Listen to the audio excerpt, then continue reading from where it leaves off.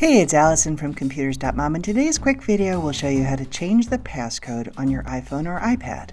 I'm making this video because the Wall Street Journal published a very scary article that's getting a lot of attention about how thieves who get a hold of people's iPhones and their passcodes are able to lock you out of your account and steal your money and do all kinds of other horrible things. This is what I call a hurricane problem. It's rare, but it can be absolutely devastating if it happens to you.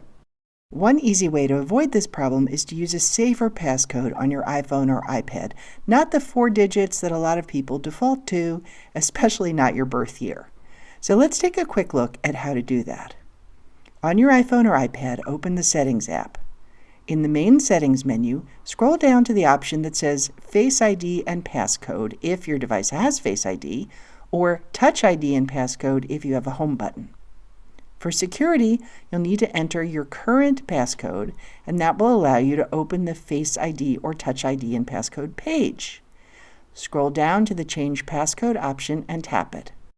Once again, you're prompted to enter your current passcode, although this time they're calling it Old Passcode. Now you're ready to create the new passcode. You can see that the default is a 6-digit numeric passcode, but that's not your only choice. Tap Passcode Options right here. Apple gives you 3 options. Here's a rough idea of their relative safety. A 4-digit passcode that's all numbers has about 10,000 possibilities. Make it 6 numbers and you have almost 1 million possibilities. But a 6-character alphanumeric passcode has more than 208 billion possibilities. So a passcode that can include letters is by far the safest option. Let's choose that.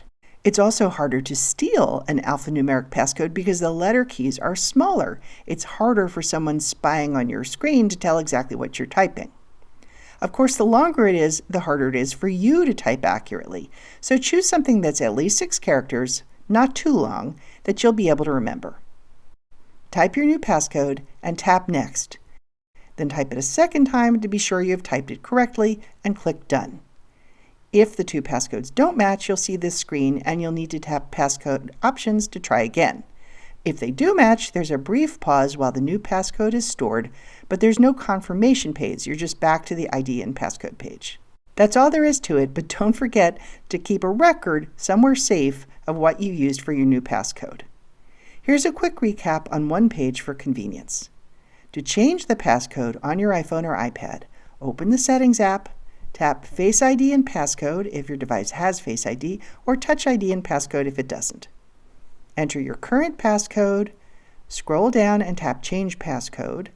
Enter your current passcode again, tap Passcode Options and choose something.